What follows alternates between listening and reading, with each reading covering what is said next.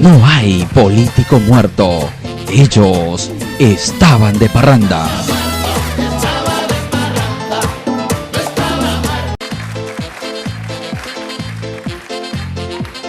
Muy buenos días y nos encontramos nuevamente en una nueva edición de su programa Agenda Electoral que se transmite a través de radiofpp.com, la voz de la libertad de expresión. Bien, el día de hoy tenemos acá en el estudio a una invitada. Ella es Julia Panta, es candidata con el número 35 por Alianza por el Progreso.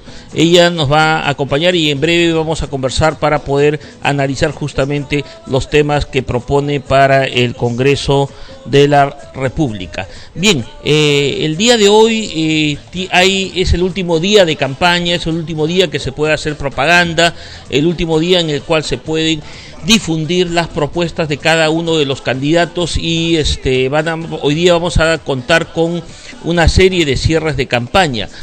Principalmente hay 4 candidatos que van a realizar su cierre de campaña y entre ellos está Verónica Mendoza, está Alfredo Barnechea, está Alan García, quienes van a movilizar a todos sus militantes y también a los simpatizantes. Es donde hoy día vamos a poder ver en cierta forma cuál es la fuerza y la capacidad movilizadora que cada uno de los candidatos va a realizar.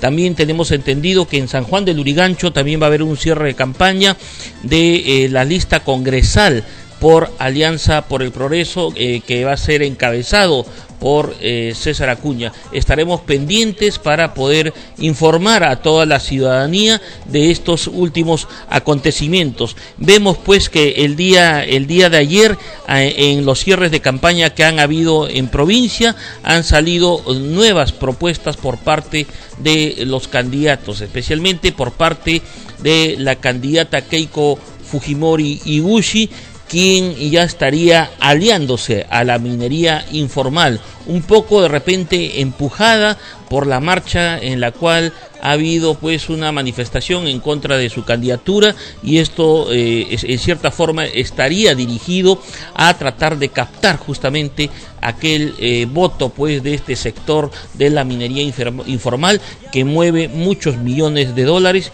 y sobre todo también es el sostenimiento de muchas familias que trabajan en este sector informal. Bien, vamos a conversar con Julia Panta, como lo repetimos, ella va con el número 35 por Alianza por el Progreso. Bienvenida, Julia, a tu programa Agenda Electoral.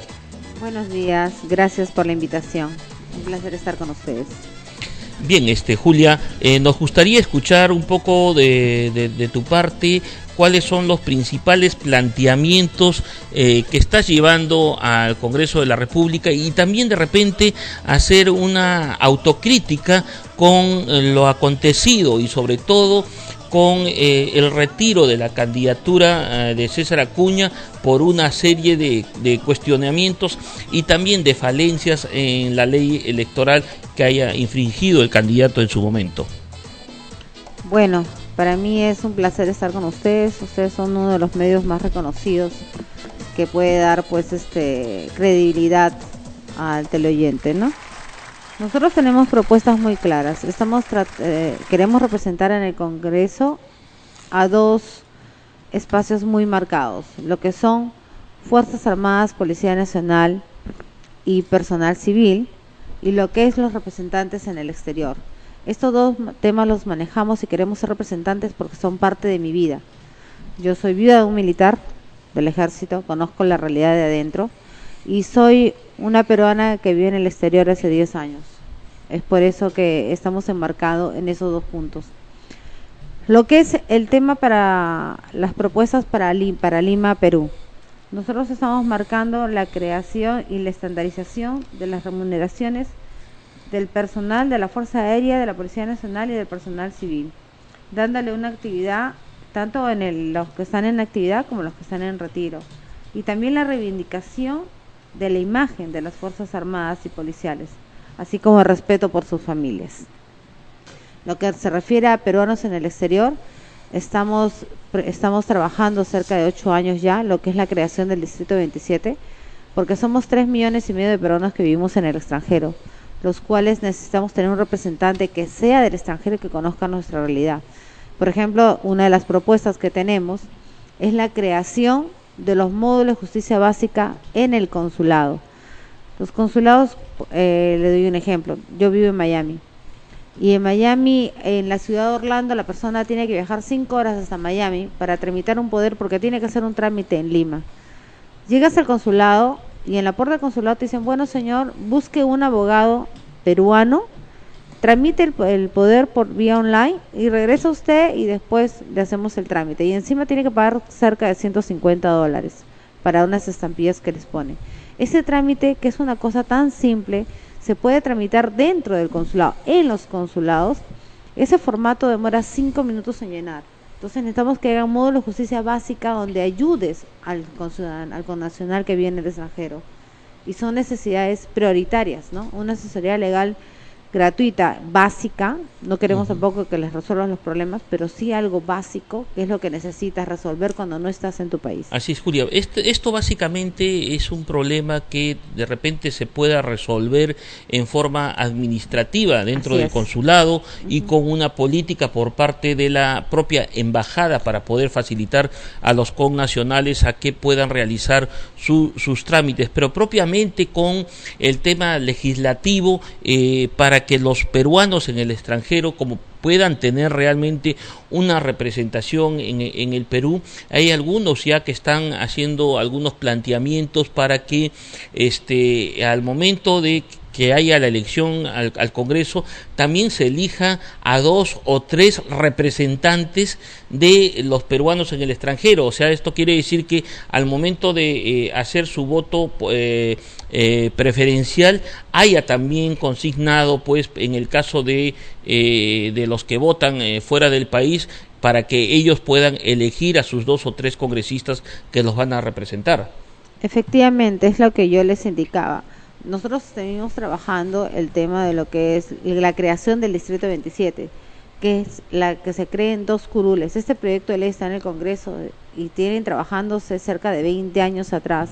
Lamentablemente no tenemos representatividad. Yo soy secretario general de Ofensiva PEX, es una agrupación multipartidaria, la cual está trabajando en la creación del distrito y lamentablemente no se ha dado. En esta oportunidad, pues el ingeniero Acuña ha tenido bien a incorporar en su lista para el Parlamento, el Congreso, a un peruano que vive en el exterior, que conoce la realidad de los peruanos en el exterior, que va a luchar por la creación de normas que favorezcan a los peruanos que vivimos en el extranjero, que solamente lo conocemos nosotros. ¿Por qué? Porque los votos que nosotros damos en el extranjero se van para personas que no conocemos, para congresistas de Lima. Los congresistas de Lima lo único que saben hacer es ir de paseo al extranjero y irse de compras, pero no ven ni luchan por nuestra realidad, que eso es lo que estamos tratando de buscar, que se luche por la realidad de los peruanos que están en el exterior. Este congreso que se va a elegir el 10 de abril definitivamente es un congreso que va a ser bastante variopinto, puesto que ninguno de los candidatos o ninguno de los partidos políticos va a lograr la mayoría absoluta. Esto va a significar que van a tener que hacer una serie de alianzas y sobre todo lograr un consenso al interior del Congreso para los debates y finalmente los acuerdos en los cuales tengan que arribar. ¿En qué forma Alianza por el Progreso y propiamente Julia Panta va a trabajar en ese sentido para que el consenso para lograr alcanzar las propuestas que estás planteando se concreten? Yo creo que lo principal es dar normas legales que favorezcan a toda la ciudadanía, a todo el país y que sean viables, ¿no? Hay muchos candidatos que yo escucho que dicen, les voy a dar el título de propiedad, les voy a dar agua, les voy a dar luz, que cosas que no son que hace un congresista. Eso es falso, lo único que están tratando de endulzar a la ciudadanía para que voten por ellos y es falso. Definitivamente yo creo que con normas viables, factibles y que favorece a toda la ciudadanía de diferentes sectores, de diferentes bancadas, esto va a tener una proyección y va a tener una aprobación por todos, porque es la unión. Tenemos que empezar a dar propuestas que favorezcan en general, no a uno que otro sector, sino que favorezcan, porque, volviendo a repetir el tema, ¿quién no tiene un familiar en el extranjero? ¿Quién no quiere que su familiar cuando viene de visitarlo acá tenga un seguro de salud, tenga un crédito hipotecario para que después de 20, 30 años que están en el extranjero trabajando, vengan acá y puedan comprar su casita y empezar a hacer un retiro para cuando regresen a Perú? Por ejemplo, ¿quién no tiene un familiar que sea militar, que sea de las Fuerzas Armadas o de la policía o personal civil? ¿Quién no quiere que tenga una remuneración justa después de tantos años que trabajaron y que se esforzaron y que tengan una remuneración digna, de que puedan tener una calidad de vida viable para sus familias? Entonces, normas legales que favorezcan en general a todos. Eso yo creo que es la forma más sensata de poder llegar a aprobar leyes y no seguir presentando proyectos y proyectos los cuales pues lo único que hacen es pues llenar la agenda, y al final de cuentas, ¿qué se aprueba? Nada, porque empezamos en discusiones y no se llega a ningún acuerdo. Se tiene que empezar, en vez de, lamentablemente, tú ves al Parlamento y lo único que ves son peleas, gritos, insultos. Debemos de empezar a hacer alianzas estratégicas en favor del país. Dejarnos de tantos... Somos un equipo, o sea, perteneceremos a diferentes bancadas, perfecto, pero somos un equipo y tenemos que trabajar en bien de nuestro país. Tenemos que empezar a saber comportarnos como personas civilizadas, como personas maduras, como personas que van a entrar al Congreso a defender a un país, no a una bancada. Eso es lo que yo creo que es lo ideal. Bien, retomando la propuesta que tú haces con el incremento de sus saberes en las fuerzas policiales y las fuerzas armadas, ¿cómo se va a concretar esto, puesto que esto significa que tendría que destinarse parte del presupuesto anual, se tendría que incrementar pues para poder cubrir justamente estos incrementos en los sueldos? ¿Y a cuánto es lo que se está planteando o lo que estás planteando que subirían los sueldos de los policías y los militares? Bueno, yo quiero que dejar en claro que esto ya está dado. Pero ¿qué pasa? Desgraciadamente este gobierno, que es también un militar en retiro, ha dado normas que en vez de favorecer o de tratar de regular las remuneraciones que ya tenían los militares o personal de las Fuerzas Armadas, como quieran llamarlo, no, lo que han hecho es empeorar la situación. ¿Por qué? Porque ahora el sueldo que recibía un mayor hace 5 años es irrisorio a comparación del sueldo que recibe un mayor que sale en retiro ahora. Tiene que haber una estandarización. Las bonificaciones que dan son muchas más altas que las remuneraciones vitales que tienen que estar en los sueldos. Entonces, si estandarizamos, por eso que yo hablo estandarizar, no aumentar. Yo hablo estandarizar porque las bonificaciones que das tienen que pasar al sueldo básico. Volviéndolo en el sueldo básico, ya tienes una pensión equitativa y justa. Eso es lo que queremos hacer, estandarizar. Las pensiones que sean, pues si un mayor de hace 5 años salió en retiro y ahora sale un mayor actualmente, pues tenga el mismo sueldo que tienen que tener. No pueden tener uno más que el otro. Claro, pero al estandarizarlo o al ponerlo al básico, también sus descuentos van a ser mayores, ¿no? Claro, pero esos descuentos van de la mano con las aportaciones que están teniendo ellos. Entonces, al tener las aportaciones equitativas, entonces vamos a tener un estándar que va a poder tener una mejor calidad de vida. Entonces, lo que tenemos que hacer es, las normas que se han dado, hacer modificatorias de que se regule y tengas la estandarización que se necesita. Básicamente, actualmente las fuerzas policiales son las que tienen más problemas en el tema de los sueldos, de repente mucho más que las fuerzas policiales. En ellos, sobre todo los subalternos son los que tienen los sueldos más bajos y sobre todo están expuestos a sufrir inclusive alguna en actos de funciones, sufrir justamente deterioro de su salud por de repente una bala que le caiga en un enfrentamiento, y pueden en algunos casos inclusive hasta perder la vida y dejar a sus familias desamparadas. Básicamente a este sector de sus oficiales, ¿cómo podrías fortalecerlos?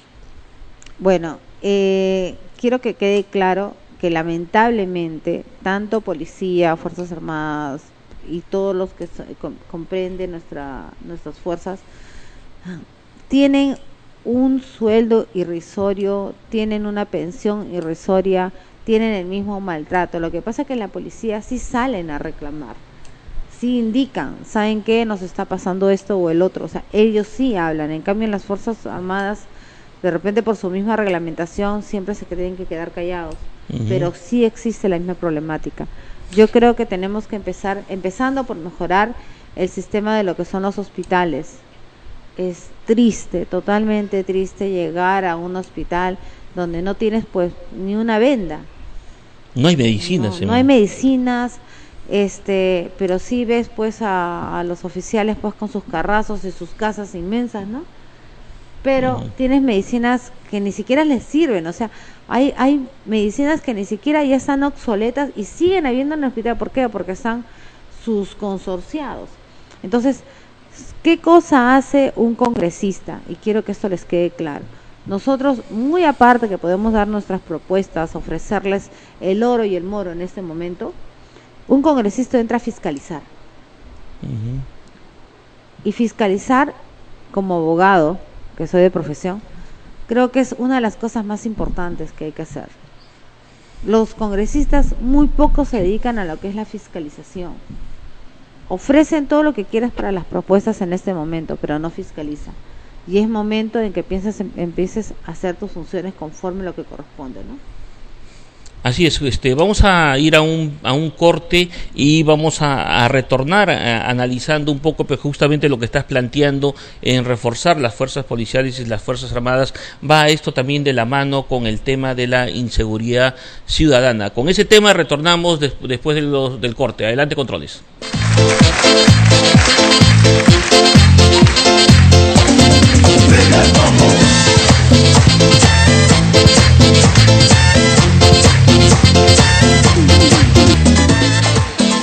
Continuamos acá con Julia Panta, que es candidata con el número 35 por Alianza por el Progreso. Definitivamente lo que nos has contado en el bloque anterior, que es un tema bastante indignante sobre todo, y que venga por parte de nuestro gobernante de no cumplir con la ley y sobre todo de no rendirle los honores a un héroe que ha entregado su vida. Pues bueno, Julia, continuando ya con el tema electoral, con el tema que estás planteando para la legislatura en una eventualidad que llegues tú al Congreso de la República, ¿qué propuestas tiene Alianza por el Progreso en el tema de salud? Bueno, como conversábamos hace un rato, Alianza por el Progreso, lamentablemente, pues el ingeniero Acuña ya no va a la candidatura. Sí, pero tienen un planteamiento para el tema legislativo, ¿no? Tenemos todo el respaldo de él, y el cual nosotros como futuros congresistas, ¿no?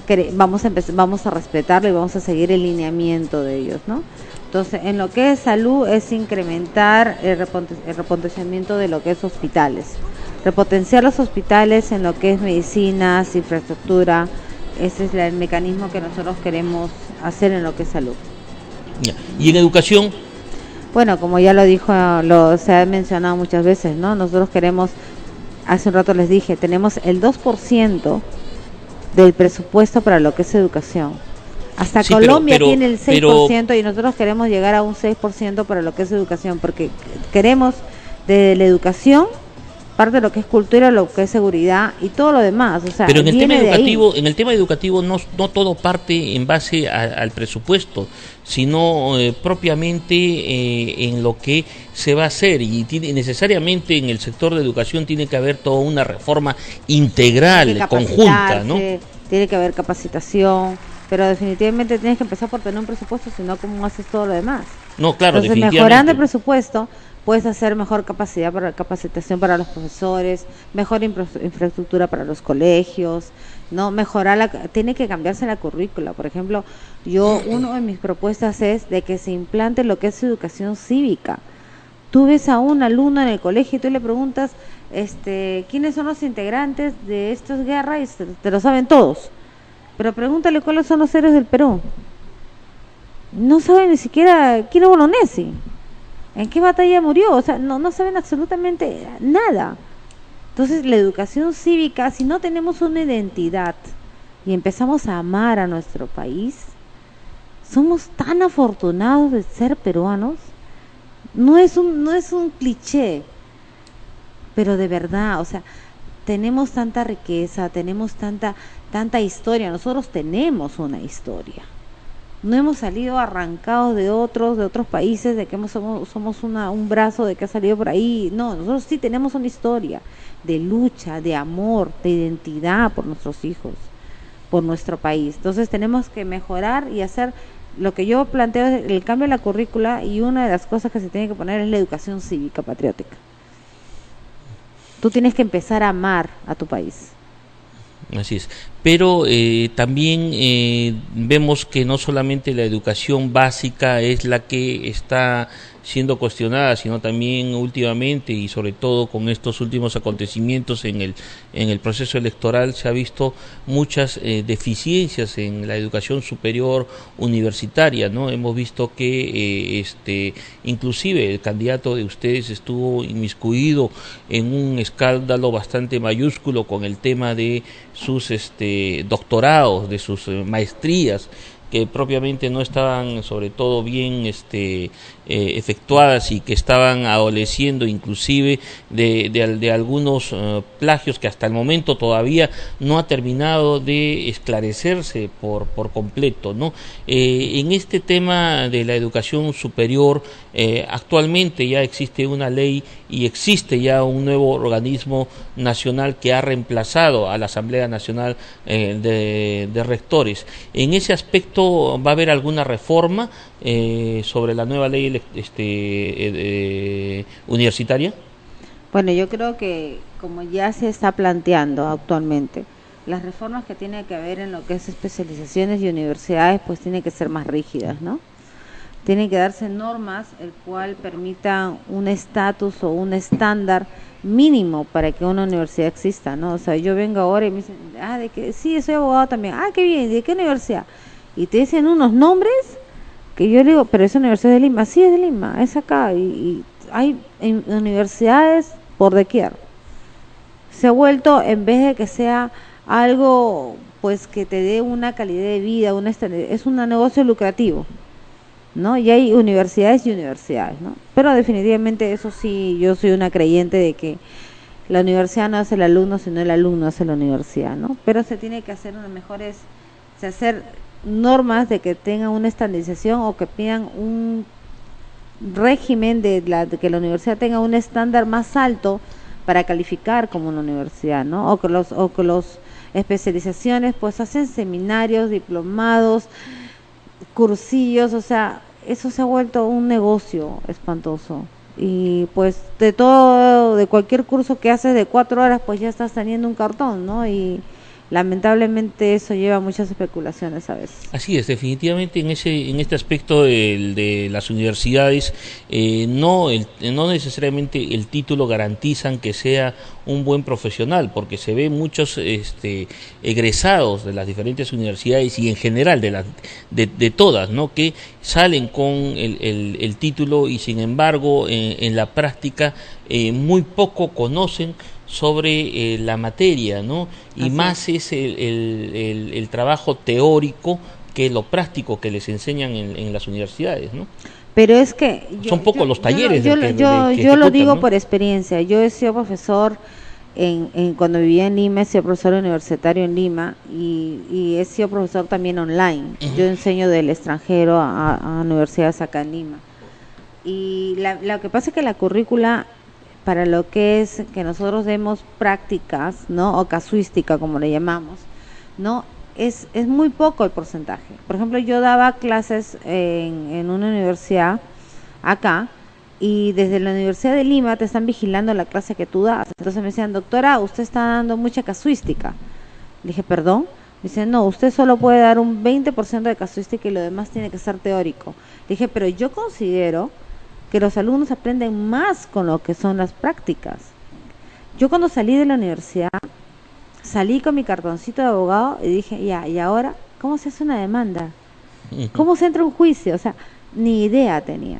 Entonces yo sí hago practicar a mis alumnos, pero nos decían, no, ustedes Talleres, no pueden, ¿no? Los así talleres, es, los eso. talleres, y tú, esa es una buena nota, me dicen, no, solo puede tener un 20%, lo demás tiene que ser teórico, porque así implanta la currícula. Entonces a veces no es que nosotros no queramos, sino que no podemos, porque nos limitan. Entonces debería de hacerse más flexible, depende del curso que se esté dictando, ¿verdad? La ley Servir. ¿Qué va a hacer Julia Panta de llegar al Congreso con la ley Servir, que es muy cuestionada por todos los trabajadores del sector público? Bueno, pues lamentablemente yo creo que en ese tema se tiene que hacer una modificatoria casi total de la ley Servir, ¿no? Lamentablemente esto no está beneficiando más que a unos cuantos sectores, ¿no? Y esto tiene que implementarse y cambiarse casi en su totalidad, Principalmente ¿no? o sustancialmente, ¿en qué puntos? Yo creo que con lo que refiere a lo que es ¿Calificación? las calificaciones, ¿no? Lo que son las calificaciones, yo creo que tiene que haber un estándar, depende del profesional que le estés calificando, depende el área al cual tú vayas a ir, ¿no? Para que tú puedas tener un mejor estándar de calificación para ellos. Bien, y en agricultura. La agricultura en el Perú ha sido uno de los sectores más olvidado en los últimos, creo que 25 o 30 años. Y vemos pues que con el Tratado de Libre Comercio que se está haciendo, y principalmente con Estados Unidos, uno de los sectores más débiles y que se ve más dañado es el de la agricultura, ¿no? Se ve que se les da muchas facilidades a los productos de primera necesidad que vienen del extranjero, más que los propios productos producidos acá en Perú, ¿no? Bueno, en eso sí te doy toda la razón. Es uno de los sectores más maltratados y más abusados Uh-huh. que tenemos, ¿no? Sí, efectivamente damos más calidad, más oportunidades a lo que viene del exterior, porque todo lo de nosotros es calidad. Nosotros tenemos mucha producción de calidad, la cual solo sirve para exportación. Sin ir muy lejos, una de mis hijas tiene 21, la otra tiene 26 años. Yo le daba a mi hija quinoa y kiwicha en la leche. Era un producto fácil de acceso, fácil de conseguir, ¿no? Y era súper cómodo. Ahora la quinoa, todo es para exportar. Todo es para exportar, y los agricultores, quienes se matan cosechándolos, se la pasan todo el tiempo, son los que menos reciben de estos recursos. Es que los costos de producción son altísimos. Así es. Los fertilizantes, los insecticidas tienen costos muy altos y no son prácticamente nada beneficiosos para los agricultores, ¿no? Claro, pero por ejemplo, si esa producción va a ser para una exportación, debería haber un plus de que tengas, pues, que el gobierno apoye, ¿no? Y fomente en que se les apoye para que los fertilizantes, de repente con convenios, firmando convenios, pues puedan conseguirlos de una forma más cómoda, porque sí los van a necesitar, porque los estándares que piden para la exportación pues son muy altos. Pero debería de haber una forma de apoyar a ese agricultor que prácticamente se le va todo el dinero, prácticamente no reciben nada. Y se la pasan meses de meses cosechando, cultivando y cuidando esa tierra, ¿no? Yo creo que tiene que haber ahí una mejor reorganización y apoyo para que nosotros sigamos siendo A1 en quinoa, A1 en espárragos. O sea, tenemos tantas buenas producciones que se van al extranjero, y acá yo nunca veo un espárrago bueno. Finalmente, ¿estás tú de acuerdo en una reforma constitucional o un cambio de la Constitución, puesto que para poder hacer muchos de estos cambios que tú también planteas y de poder mejorar la economía en favor de las grandes mayorías, uno de los grandes limitantes es justamente la actual Constitución? Bueno, hablar de cambiar radicalmente la Constitución me parece que es algo descabellado, porque creas más desestabilidad, ¿no? Incluso para las inversiones que vienen del extranjero, ¿no? O sea, Yo creo que definitivamente hay que cambiar las penas referente a a los abusos, a los delitos graves de violaciones y maltratos, ¿no? O sea, terrorismo y todo eso. Pero eso es básicamente en los códigos civiles. Claro, y penales, así es, ¿no? pero tienes que cambiar normas que sean sustanciales para evitar este tipo de delitos. A eso voy, o sea, no se puede decir voy a cambiar toda la Constitución porque no sirve y voy a sacar una nueva Constitución. No, señores, porque no sabemos si tienes que modificar las normas que se tengan que modificar, y con una reforma constitucional que tiene que llevar a un análisis exhaustivo y diciendo pues qué puntos específicos, pero no puedes decir, no sabes qué, cambia la Constitución porque esta no sirve, ¿no? Entonces yo considero que tienes que ser más cauto al opinar referente a este tema, ¿no? Finalmente, tu evaluación con respecto a la política económica. Bueno, creo que debemos de empezar por ponernos una mano en el pecho y decir, ¿sabes qué? Amo a mi país, ¿no? ¿Por qué digo esto? Porque lamentablemente en lo que es economía del país, pues no nos preocupamos por nuestro país y solamente nos dedicamos a lo que mejor nos conviene y a las comisiones lucrativas que vamos a recibir de lo que podemos sacarle al país, ¿no? Así es. Bien, finalmente, bueno, damos las gracias a Julia Panta, que va con el número 35 por Alianza por el Progreso, al cual le deseamos la mejor de las suertes y sobre todo concluimos esta edición de su programa Agenda Electoral justamente con este tema, que necesariamente para el Congreso de la República y sobre todo para alcanzar la máxima representación que es la de la Presidencia de la República, en el Perú pues necesitamos no solamente patriotas, sino necesitamos gente que esté verdaderamente identificada con el país y sobre todo con los sectores más necesitados y de las grandes mayorías, sin descuidar a los sectores más pequeños, pero en general necesitamos a un personaje, a una persona que realmente esté identificada con el Perú. Damos las gracias a todos nuestros radio oyentes de su emisora virtual radiofpp.com y le damos las últimas palabras a Julia Panta para que se pueda despedir. Bueno, muchísimas gracias por la invitación, ha sido un placer estar con ustedes, conversar de tantos temas polémicos y le pido a la ciudadanía que tengan un voto informado, pueden buscarnos en Google, pueden buscarnos en las redes sociales.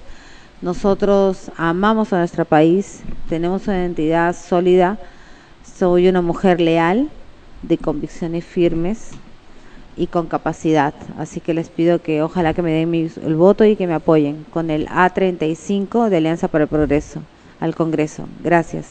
Muchas gracias, Julia, y bueno, hasta el día de mañana a las 11 de la mañana para su última edición de la semana, en el cual vamos a tener análisis justamente de todo este proceso electoral. Ya no se va a poder hacer planteamientos y propuestas con respecto a la campaña, pero sí vamos a poder hacer algunos análisis a los cuales justamente vamos a invitar a algunos personajes para este tema, y el día lunes también ya analizando los resultados de las elecciones del 10 de abril. Muchas gracias y adelante, controles.